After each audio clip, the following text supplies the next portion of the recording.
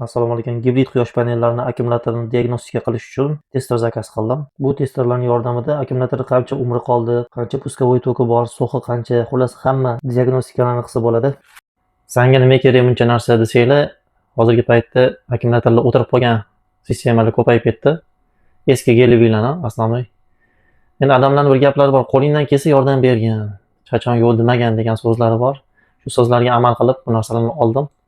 Qo'ldan kelgancha yordam berib, tekshirib, joy-joyi qilib chiqib ketamiz, xudo xolisa. AliExpress'dan 3 ta zakazimiz keldi. Bu yerda akkumulyatorning qarshiligini o'lchaydigan datchikning arzon versiyasi bor ekan, shuni bir zakaz qilib ko'rdim. Ishlab ko'raylik, yaxshimikin yo'qmi? Akkumulyatorlarni ochib, ichidan qarshiligini bilib, yangi eskiligini bilsa bo'ladigan pribor bo'ldi bu.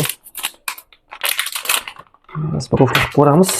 Qanday ko'ramiz ekrani. Shuni ichida hamma narsasi bor. Xudo xolisa. Raz'yomlari, simlari, xo'p. Buni o'zini komplektida qisqicha bor ekan, men uni olgim kelmadi. O'rniga boshqa yaxshirog'ini ko'rgan deb bo'ldim, shunisini zakaz qildim. Mana. Usulni bunga ulasak, xudo xolisa, keyingi obzorlarda akkumulyatorlarni qarshiligini o'lchab, yaxshi yomonligini. Yaxshi akkumulyator bilan sal arzon akkumulyator bor ikkita, shularni o'lchab ko'ramiz. Tak. Buni payga qilinadi simlari. O'lchamlarni keyin akkumulyatorga qo'yib turib, techilasi fosfat qarshiligini o'lchab ko'ramiz. Xo'p. Uchinchisida, ya'ni bu telefonimga bo'lgan bo'lishi kerak, bu telefonni zapis qilganimda pamyati yetmayapti. Shuni qo'shimcha fleshka ulashga adapterlar zakaz qildim. Qaysi tushsa ko'ramiz. Poco X5 telefonga syomka qilaman. Pamyat tugagani uchun videoni ham ololmay qoldim. Endi fleshka bor, fleshkani shunga tiqib turib, shuni bilan montaj qilib ko'riladi endi.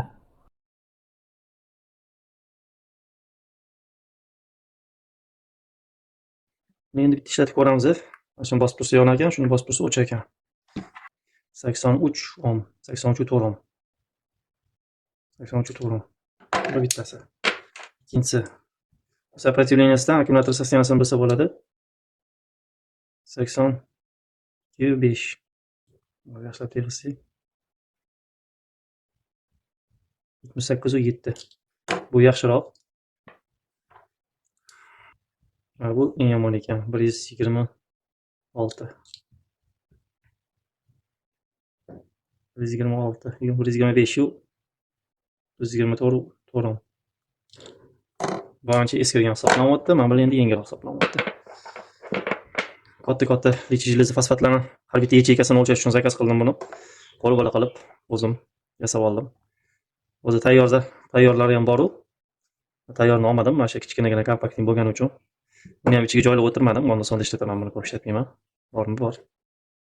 Buni o'zini zaryadkasi simi bor-ku, u yerda zashitasini ko'rmadim akkumulyatorga, zaryadning palatasi bor ekan ichida. Zashitasini ko'rmaganim uchun buni o'zim qo'yib qo'ya qoldim. Qo'l-bola qilib. Tepa 4056 platasi bu, akkumulyatorlarni zaryad qilishga ishlatiladi. Bu platada kontroller bilan zashita bor. O'zi korpus yasab, korpusga tiqib qo'yiladi. Men kompaktniroq bo'lsin deb ichiga bitta akkumulyator tiqdim. Elektronik sigaretadan. Akkumulyator hech narsaga qo'ytirmadim. Krishkasi qattiq bosib turganga qimirlamayapti. Ozgina sag'al ishib ham turibdi. Shuni hisobiga qimirlamaydi. Shuning uchun qo'ytirib o'tirmadim hech narsaga. Ichiga shuni qo'ytirib qo'ydim. 100 mAhlik elektronik sigaretaniki. Ozgina ishib qolgan, lekin qattiq o'ynamaydi, shaqillamaydi. Buni zakaz qilganlar hamma korpus yasab alohida qilib yotibdi. Endi o'zini korpusi bo'lgandan keyin yasab o'tirmadim. Ham kompaktni kichkinagina bo'ldi. Ko'p joy olmaydi. Instrumentlar ko'p, o'zi joyi yo'q bularga. O'g'lim qarashib olsa, xo'p, men bosqinsam, bitdim. Bos, qattiq bos. Yo'q, mana bos. Bos, to'xtab tur. Bos. Bosib qo'y. Qattiq bos. Yana bitta bos. Yana bitta bos. Mana. Boshqa qatorga har bittasini o'lchaganini saqlanib qilar ekan. O'sha hisob turing.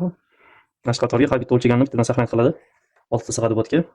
Lekin bitta o'chirib yoqqandan keyin bu hammasi o'chib ketadi. Bu endi yecheykalarni bilib olish uchun kerak bo'ladi. Bu yerda voltini, bu yerda qarshiligini o'lchab beradi. Akkumulyator qanchalik jivuvchiligi, eskiligi, yangiligini bilib beradi. Buni olganim podvoldagi 5 kilovatli akkumulyatorni ochib, har bitta yacheykasini eski yangiligini tekshirish uchun oldim. Yana bitta BYD necha железо fosfat bilan solishtirib tekshirib ko'rishga oldim. Qo'l baloqqa yasab oldim. Shart emas menga ishlatsam, unaqa ko'p ishlatmayman. Men akkumulyator sborka qilmayapman. Lekin qilganman, bor akkumulyatorlarim. Endi hozirgi paytda qilmayapman. Kecha tekshirib o'lchadim. Misol mashina ham o'lchadim kecha. Bu bitta yacheykadan boshlab 36 voltli yacheykagacha tekshirib bera oladi. Shuning uchun kecha olib buni tekshirdim. Ham o'sha keluvchi yillik bo'lgani uchun o'sha ancha eskirib qolibdi. Buni ham o'lchab ko'ramiz. Qarshiligi 160, 155, 143. Korpus yasab o'tirgim kelmadi, o'zini korpusi borligi uchun. Endi bu yerda zborka ko'p bo'lganligi uchun 45 ta akkumulyator bor buning ichida. Elektronniy sigaretadan. Shuning uchun ozgina sketchuxor o'ynayapti shakl. Mana endi o'ziga kelyapti. 156 kecha o'lchaganimda 156 chiqdi.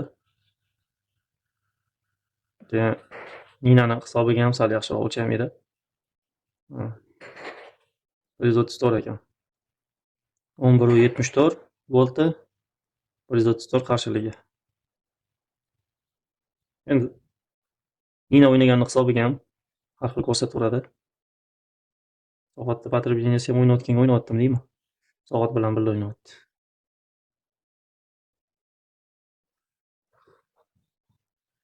Bu yerda soati bor. Tak. Shu soatda deb soat bilan barobar o'ynayapti shakl. 140 deylik. 140 bo'lsa ham bo'ladi. Hozirgi paytda ishlaydi. Ancha paytga yetib beradi. Soat graduslarni bilib turamiz.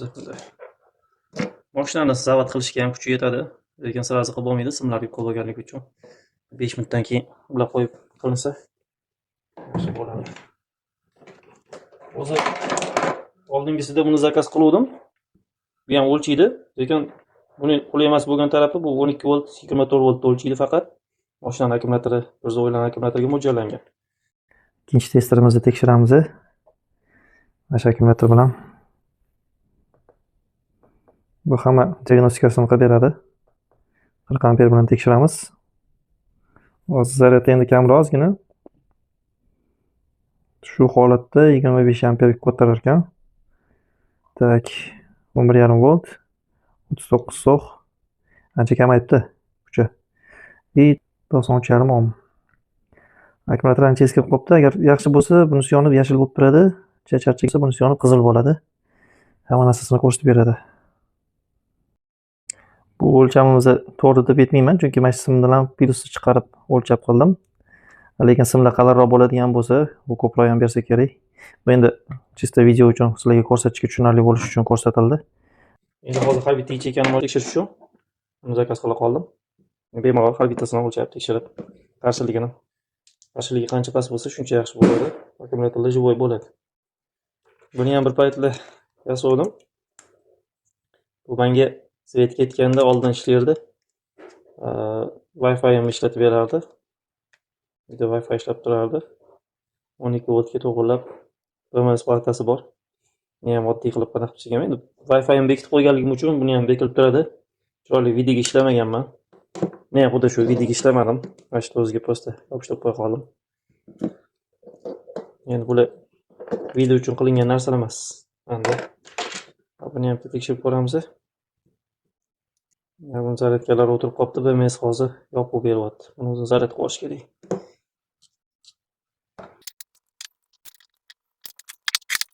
Yo'g'onliqda xolisi. Buni o'lchab ko'ramiz. 11.63 1.2 1.3 ohm. O'ynayapti, stabillik bermayapti. 1 ohm ekan. 1 ohm ham yaxshi hisoblanadi. 12 voltli 1 ohm beryapti. Chunki lichiy железо fosfatda yaxshilari 0.30, 0.40 gacha bo'lsa, yangi hisoblanadi. Hali ishlaydi, yo'ngisi bor. Bular 1300 wattdan har bittasi. 12 volt 1300 watt bo'ladi shunda. Uchtasi. Yaxshi, qarshiligi ham bo'lmas ekan buni ham. Sahih qilamiz. Buni pastga tushib ko'ramiz. Ya, 6 ta ekan. 6 ta qatordan boshqa saqlanib qolmas ekan. Tagiga tushib o'chib ketar ekan. Tushadimi deb o'yladim. Bosib turamiz, o'chadi. Bosib turamiz, yonadi. Menyuga kiramiz. Tak. Birinchisi tilni tanlash. Xitoy tili, ingliz tili, boshqa yo'q. Ikkinchisi, agar volta noto'g'ri bo'lsa, pogрешность qancha xohlasangiz voltani to'g'irlab olsangiz bo'ladi. Uchinchisi, ohmni noto'g'ri ko'rsatadigan bo'lsa, etalonli tekshiradigan testeringiz bo'lsa, o'sha bilan testtirib, mana shuni plyus minus qilib olasiz. Hop, uchinchisi necha minutdan keyin o'chishi. Buni misol bosib o'chirishga erinadigan bo'lsangiz, o'zi mana 5 ga qo'yib qo'ydim, 5 minutda o'zi avtomatik o'chadi. Bu yarkisni ko'paytirib, kamaytirib, ekranni xira tiniq qilsa bo'ladi. Bu ko'p tok yemagani hisobiga balandroq qilib qo'yaveraman. Yorug' joyda ishlasa ham normalniy bo'ladi. Restart nastroykani 0 ga qaytaradi. Chiqib ketish. Teskariga sanashni boshladi. 4 minut tugagandan keyin o'zini o'zi o'chiradi. Akkumulyator zaryadini ekonom qiladi. Shu hozircha kichkinagina kompaktniy qulay bo'ldi. Xohlagan akkumulyator tekshirib ishlataveradigan bo'ldi.